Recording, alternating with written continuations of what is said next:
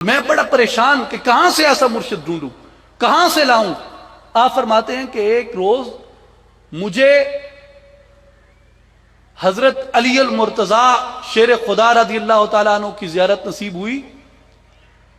آپ نے میرا ہاتھ پکڑا اور مجھے مجلس مصطفیٰ میں پہنچا دیا، اور وہاں کا یہ واقعہ آپ بیان فرماتے ہیں کہ دست بیعت کرد مارا مصطفیٰ، مجھے آقا پاک صلی اللہ علیہ وسلم نے اپنے ہاتھوں کے اوپر بیعت فرمایا، ولد خود خواہ دست مارا مجتبا، اور مجھے آقا پاک نے اپنا نوری حضوری فرزند قرار دیا۔ شد اجازت باہورا از مصطفیٰ، خلق را تلکی بکن بہر خدا، کہ مجھے خود رسول پاک صلی اللہ علیہ وسلم نے یہ حکم فرمایا کہ اے باہو، اللہ کی مخلوق کو اللہ کا وصل اور اللہ کا قرب عطا کرنے کے لیے تلقین اور ارشاد عطا کیا کرو۔ تو احسان فی رسالت یہ ہے کہ آدمی کی روح مجلس مصطفیٰ میں پہنچ جائے، عشق کا وہ تسلسل اتنا کامل ہو جائے، عشق کا وہ جذبہ اتنا کامل ہو جائے کہ آدمی کو آقا پاک صلی اللہ علیہ وسلم کی مجلس کی حضوری نصیب ہو جائے۔ ہم اسی نظریے کو اسلام، ایمان، ہم قرآن پاک کے اوپر عملی طور پہ منطبق ہوتا دیکھتے ہیں کہ بدن کا قرآن سے تعلق اور ہے، عقل کا قرآن سے تعلق اور ہے، اور روح کا قرآن سے تعلق اور ہے۔ بدن کا قرآن سے یہ تعلق ہے کہ بدن قرآن کی تلاوت کرتا ہے اور قرآن کا ترجمہ پڑھ لیتا ہے، زبان اسے ادا کرتی ہے، زبان اسے اٹھاتی ہے، زبان اس کی زیارت کرتی ہے، ہونٹ اس کو چومتے ہیں، بدن اس کی تعظیم کرتا ہے، آدمی اس کی طرف اپنی پشت نہیں ہونے دیتا، اس کے ادب کو اپنے سامنے ملحوظ خاطر رکھتا ہے۔ یہ بدن کا قرآن سے تعلق ہے، اور یہ اسلام ہے کہ آدمی قرآن کی تلاوت کرتا ہے۔ اور جو ایمان ہے، یعنی جو عقل کا قرآن کے ساتھ تعلق ہے، وہ اس سے ذرا آگے ہے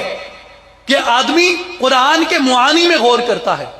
آدمی قرآن کے معانی میں فکر کرتا ہے، آدمی قرآن کے پیغام میں فکر کرتا ہے، قرآن کے پیغام میں فکر کر کے، قرآن کے معانی میں غور کر کے، قرآن کے معانی سے استفادہ کر کے وہ ان معانی کو اپنے وجود کے اوپر عملی طور پہ نافذ کرتا ہے، اور قرآن کے احکامات کو اس زمین کے اوپر نافذ کرنے کی عملی جدوجہد کرتا ہے۔ یہ آدمی کی عقل کا، یعنی آدمی کے ایمان کا قرآن کے ساتھ تعلق ہے۔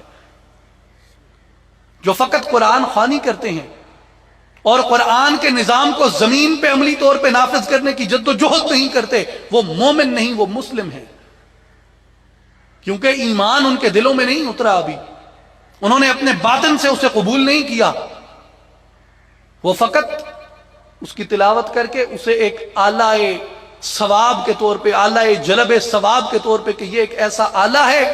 یہ ایک ایسی مشین ہے جس سے ثواب پیدا ہوتا ہے، اس سے بڑھ کے ان کا قرآن سے کوئی تعلق نہیں ہے۔ اقبال کہتے ہیں بآیاتش ترا کار جزی نیست، کہ تیرا قرآن سے اس سے بڑھ کے اور کیا تعلق ہے، کہ از یاسین او آساں بمیری، کہ جب تم مرنے لگے گا تو تیرے گھر والے سرہانے بیٹھ کے سورہ یاسین پڑھ دیں گے،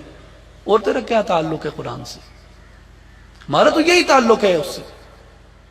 ہم نے تو یہاں تک محدود کر دیا اپنے آپ کو، اور یہی وجہ ہے۔ اقبال بتاتے ہیں کہ وہ زمانے میں معزز تھے مسلمان ہو کر، اور ہم خوار ہوئے تارک قرآن ہو کر۔ قرآن کو ہم نے اپنی زندگی کے عمل سے، اور اپنی زندگی کے عمل کو ہم نے قرآن سے نکال دیا۔ یہ ہے عقل کے ساتھ قرآن کا رشتہ، کہ عقل قرآن کو تسلیم کرے، عقل قرآن کو قبول کرے، عقل قرآن میں غور کرے، عقل قرآن میں تدبر کرے، عقل قرآن کے احکامات کو عملی طور پہ نافذ کرنے کی جدوجہد کرے۔ یہ عقل کا قرآن سے رشتہ ہے، اور یہ ایمان بالقرآن ہے، اور جو احسان بالقرآن ہے کہ آدمی احسان کے درجے پہ پہنچ جاتا ہے تعلق کے قرآن کے اندر، وہ یہ ہے کہ آدمی کے وجود کے اوپر وہ قرآن اس طریقے سے اترتا ہے، وہ قرآن اس طریقے سے آدمی پڑھتا ہے جس طریقے علامہ اقبال فرماتے ہیں کہ میں جب چھوٹا تھا تو میرے والد نے مجھے کہا کہ اقبال اسی طریقے سے قرآن نہ پڑھا کر جیسے تو پڑھ رہا ہے، میں تجھے طریقہ بتاؤں گا قرآن کیسے پڑھتے ہیں۔ تو کہتے ہیں کہ میرے والد نے ایک دن مجھے بتایا کہ جب قرآن پڑھنے لگو تو یہ تصور کر لو کہ جبریل امین یہ قرآن لے کے تیرے وجود کے اوپر نازل ہو رہے ہیں اور یہ قرآن تیری طرف آیا ہے، کہ بڑی بڑی کتب بھی تب تک تیری رہنمائی نہیں کر سکتی جب تک یہ قرآن تیری روح کے اوپر نہیں اترتا، اور جب تک اس قرآن کے اسرار و رموز سے تو آشنا نہیں ہو جاتا کہ تیری روح قرآن کے ان اسرار و رموز سے آگاہ۔ قرآن کی تفسیر کے متعلق ایک آیت کے متعلق تو انہوں نے کہا کہ کیا میں تمہیں قرآن کی وہ آیت نہ سنا دوں، قرآن کی اس آیت کی وہ تفسیر نہ بتا دوں جو تفسیر کل آقا پاک صلی اللہ علیہ وسلم نے اولیاء اللہ کی مجلس میں بیان کی تھی۔ یہ آدمی کی روح کا قرآن کے ساتھ ایک تعلق ہے کہ آدمی اپنی روح کے ساتھ اسے اپنا لیتا ہے۔ اور اب ان پانچوں تقاضوں کے اندر آپ دیکھیں، پہلا تقاضا آدمی کی نماز کے ساتھ ایمان، اسلام، ایمان اور احسان کا، یعنی بدن، عقل اور روح کا، اور پھر دوسرا رشتہ توحید کے ساتھ آدمی کے بدن، عقل اور روح کا، یعنی اسلام، ایمان اور احسان کا، اور اسی طرح رسالت کے ساتھ جو اس کا رشتہ ہے، عقل، بدن اور روح کا، یعنی اسلام، ایمان اور احسان کا، اور پھر قرآن کے ساتھ جو آدمی کے جسم، عقل اور روح کا رشتہ ہے۔ جب انسان توحید میں اس رشتے میں کامل ہو جاتا ہے، یعنی اس کے بدن پہ، اس کی عقل پہ، اس کی روح پہ توحید مکمل طور پہ نافذ ہو جاتی ہے۔ جب رسالت میں وہ اس رشتے کو پختہ کر لیتا ہے، یعنی اس کے بدن پہ، اس کی عقل پہ، اس کی روح پہ وہ رسالت کا تعلق قائم ہو جاتا ہے، اور پھر جب وہ قرآن کے ساتھ اپنے اس تعلق کو قائم کر لیتا ہے کہ اسلام میں، ایمان میں، احسان میں وہ ان تمام چیزوں میں کامل ہو جاتا ہے، تو پھر وہ تمام کی تمام چیزیں آدمی کے وجود کے اندر، وہ تمام صفات ظاہر ہو جاتی ہیں، یعنی اس کا جسم مسلم بن جاتا ہے، اس کی عقل مومن بن جاتی ہے، اور اس کی روح یہ محسن بن جاتی ہے۔ اس کا جسم عابد بن جاتا ہے، اس کی عقل عالم بن جاتی ہے، اور اس کی روح عارف بن جاتی ہے۔ اسی طرح جو اس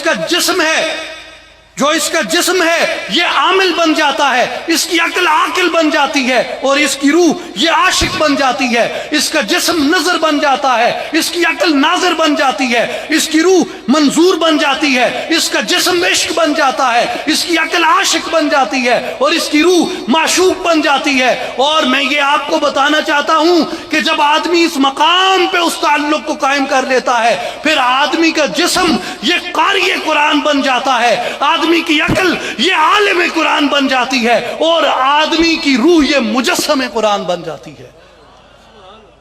اور یہی وہ درجہ ہے جہاں مومن کو اپنے ایمان کو تقویت دے کے لے کے جانا ہے، جہاں علامہ اقبال فرماتے ہیں کہ حسن کردار سے قرآن مجسم ہو جا، تجھ کو ابلیس بھی دیکھے تو مسلمان ہو جائے۔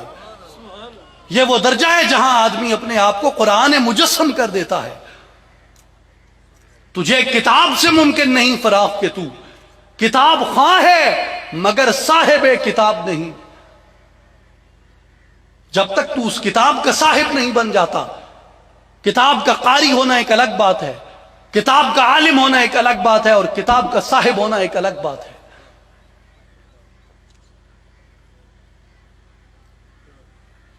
حرف عشق کو جاننا ایک الگ بات ہے، رمز عشق کو جاننا ایک الگ بات ہے، اور اس عشق کو قائم کر لینا ایک الگ بات ہے۔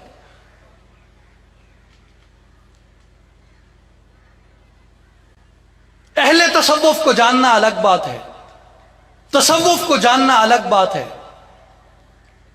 اور تصوف کے اوپر عمل پیرا ہو جانا یہ ایک الگ بات ہے۔ عبادت کا تعلق، اعمال کا تعلق بدن سے ہے، علم کا تعلق عقل سے ہے، اور معرفت کا تعلق روح سے ہے۔ اور ان تینوں چیزوں کے اندر آدمی جب تک اشتراک کار کر کے، ایک وحدت کر کے اسے ایمان کی سطح پہ پختہ نہیں کر دیتا، یقین کی سطح پہ پختہ نہیں کر دیتا، اس وقت تک وہ ایک مثبت فرد کے طور پہ اس معاشرے میں اپنا صحیح بھرپور کردار ادا نہیں کر سکتا. اور یہی کمال تھا آقا پاک صلی اللہ علیہ وسلم کا کہ آپ نے مومنین کے ظاہر و باطن ایک کر دیے تھے. ہزار خوف ہوں لیکن زباں ہو دل کی رفیق، یہی رہا ہے ازل سے قلندروں کا طریق. کہ دل، عقل اور جسم ایک ہو جائیں. جب تک یہ ایک نہیں ہوتے تب تک بات آگے نہیں بڑھتی. اور آقا پاک صلی اللہ علیہ وسلم کا احسان عظیم بھی یہ ہے کہ آپ نے اپنی صحبت اور اپنی مجلس میں بیٹھنے والوں کو اس کمال اتمام کے ساتھ مکمل کر دیا تھا. اور آج اصلاحی جماعت اور عالمی تنظیم العارفین بھی یہی پیغام لے کے آپ کے پاس آئی ہیں کہ خدارا آئیے، ہمیں مسلمان بھی صحیح طریقے سے بننا ہے، مومن بھی اور محسن بھی. بدن کی اصلاح بھی چاہیے، عقل کی اصلاح بھی چاہیے اور روح کی اصلاح بھی چاہیے. بدن کا شعور الگ بات ہے، عقل کا شعور الگ بات ہے، روح کا شعور الگ بات ہے. بدن کے شعور کے لیے ہمارے والدین ہماری تربیت کرتے ہیں، عقل کے شعور کے لیے ہمارے اساتذہ ہماری تربیت کرتے ہیں، اور روح کے شعور کے لیے ہمیں ایسے شیخ کی صحبت اختیار کرنی چاہیے جو روح کے متعلق جانتا ہو. اعمال بدن گھر والے سکھاتے ہیں، ماں باپ سکھاتے ہیں، بزرگ سکھاتے ہیں. اعمال عقل یہ علماء سکھاتے ہیں، اساتذہ سکھاتے ہیں، اہل علم سکھاتے ہیں. اور اعمال روح یہ مرشد کامل سکھاتا ہے، یہ مرشد کامل کی صحبت سے ملتا ہے. اس لیے کہ وہ اس علم کو جانتا ہے، وہ اس راستے کو جانتا ہے، وہ اس مرحلے کو جانتا ہے، وہ اس مقام کو جانتا ہے، وہ اس کے اسرار و رموز کو، اس کی آشانی اور اس کی مشکلات کو جانتا ہے. تو آج ہمیں یہ اپنے سامنے واضح کر لینا چاہیے کہ صحابہ کرام رضوان اللہ علیہم اجمعین کا جو کمال ہے وہ کمال یہ ہے کہ انہیں آقا پاک صلی اللہ علیہ وسلم کی صورت مبارک میں اعمال بدن کی تربیت کرنے والا بھی مل گیا تھا، اعمال عقل کی تربیت کرنے والا بھی مل گیا تھا، اور اعمال روح کی تربیت کرنے والا بھی مل گیا تھا. اور ایک ہی درسگاہ میں ان کی یہ ساری تربیتیں طے ہو گئی. عشق کی ایک جست نے طے کر دیا قصہ تمام، اس زمین و آسماں کو بے کراں سمجھا ہمیں. تو میں آخر میں یہی پیغام آپ تمام بھائیوں اور بزرگوں کو عرض کرنا چاہوں گا اصلاحی جماعت اور عالمی تنظیم العارفین کے پلیٹ فارم سے کہ آئیے، اگر ہم نے واقعتاً اس معاشرے کا ایک مثبت، قوی اور ایک زندہ فرد بننا ہے، اور جو تباہی انسانیت کی طرف بڑھی چلی آ رہی ہے، اس تباہی سے اگر ہم نے اپنے معاشرے کو، اس انسانیت کو، اپنی سوسائٹی کو، اپنے آپ کو، اپنی آئندہ نسلوں کو بچانا ہے، تو آئیں یہ تحریک یہی پیغام لے کے آپ کے پاس آئی ہے. اور میں جاتے ہوئے ایک بات عرض کرنا چاہوں گا اپنے تمام نوجوان ساتھیوں سے کہ بزرگوں نے کہا ہے در جوانی توبہ کردن شیوہ پیغمبری. جوانی میں توبہ کرنا، جوانی میں اپنی لو اللہ سے لگانا، اپنی جوان چاہتوں کو اللہ کی چاہت کے سپرد کرنا، اپنی جوان دھڑکنوں کو اللہ کی رضا پہ قربان کرنا، اپنے جوان جذبات کو اللہ کی رضا پہ قربان کرنا. شیوہ پیغمبری یہ انبیاء کی سنت ہے، یہ پیغمبروں کا شیوہ ہے. وقت پیری گرگ ظالم می شود پرہیزگار. او نوجوان، او میرے ساتھی، اگر بڑھاپے کے انتظار میں بیٹھا ہے کہ وقت گزر جائے تو سدھر جائیں گے، بڑھاپے میں تو بھیڑیا بھی ظلم کرنا چھوڑ دیتا ہے، تو سدھر گیا تو کون سی بڑی بات ہے. یہ جوان دھڑکنے، یہ جوان جذبے، یہ جوان سانسیں، یہ جوان جذبات، یہ جوان احساسات آج اس معاشرے کو، اس سوسائٹی کو، اللہ کے دین کو ان کی ضرورت ہے۔ اپنی چاہت کو اللہ کی چاہت پہ قربان کیجیے، اپنی رضا اللہ کی رضا پہ سپرد کر دیجیے۔ یہی پیغام، یہی وہ بات ہے جو یہ تحریک لے کے چل رہی ہے، اور آپ تک اس پیغام کو ہم لے کے آئے ہیں کہ اللہ تعالی ہمیں اس پہ استقامت دے اور عمل کی توفیق عطا فرمائے۔ وآخر دعوانا ان الحمد للہ رب العالمین۔